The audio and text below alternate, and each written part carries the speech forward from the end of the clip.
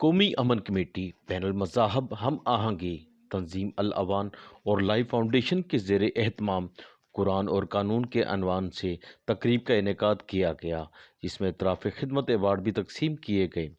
اس موقع پر حافظ حسین اوان، ملک مشتاق اوان، ملک اکرم اوان، رانا لقمان چودھری، شہباز آرائی، صغیر احمد خان، کامران ظفر، سعودیہ سعود صدیقی، ملک بشیر، ممتاز بھٹی، ملک نور محمد اوان، میاں کامران، ملک اعظم اوان، ملک فرید اوان، ملک ظہیر اوان۔ کیونکہ آج کل ہمارے جو تنظیم ہے اس کی کمپین چل رہی ہے، تو جو لوگ ہمارے ساتھ ہیں یا ہماری برادری سے انہیں پتہ ہی ہے کہ وہاں پہ ہم لوگ اپنی برادری کے کینڈیڈیٹس جو ہے وہ اناؤنس کر رہے ہیں۔ تو کشمیر میں پھر آنے والا جو بلدیات ہے اس میں تنظیم العوان یوتھ پاکستان کے پلیٹ فارم سے اور اب جو ہے وہ کرنے کا ہے، دین کا ہے، اسلام کا ہے، پاکستان کا ہے۔ تو میں نے اور مشتاق بھائی نے یہ ذمہ لیا ہوا ہے کہ ہم لوگ پہلے اپنی برادری کو جو ہے وہ لے کے چل رہے ہیں، اور انشاءاللہ ہم اوان برادری کو متحد کر کے، کیونکہ یہ سیدنا علی کی خدمت، دین کی خدمت، اسلام کی خدمت اور پاکستان کی خدمت کرنا چاہ رہے ہیں۔ تو یہ چھوٹا سا ایک تعارف ہے۔